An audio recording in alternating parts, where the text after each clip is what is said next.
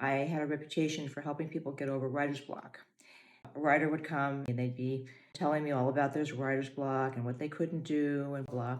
At a certain point, I would draw a square on a little piece of paper and I would push it over to them with a pen. And I'd say, well, I know we're having a deep conversation about your writer's block, but could you just put a little word in the square in the middle of this paper? And of course, they would write something. And then I would laugh and I would say, well, I don't think you're suffering from writer's block because you just wrote. And they would laugh. And then we could get some work done. So what I want to say about creative blocks is that they're not usually about the creativity. When you have a block and when you're stuck, usually it's because you don't have enough information.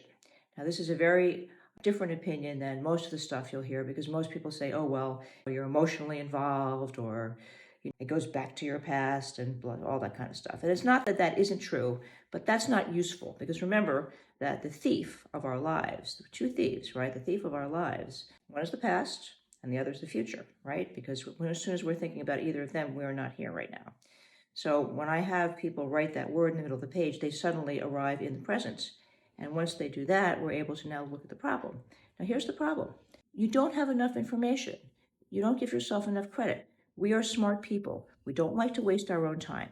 But if you want to really be a successful creative person, the way that you handle blocks is that you don't get involved with the minutia of them. So the cliff notes of this conversation are that when you are feeling blocked, don't do what you usually do and get into some kind of emotional discussion about how you feel and what happened to you when you were a kid or what's going on in your life. Simply flip the script and just say, I feel all that, I hear you, I acknowledge how bad I'm feeling and whatever, fine. But what is the one thing that I can do right now to get a piece of information that will unlock my feeling of being stuck? So if you like this, please join me on social media.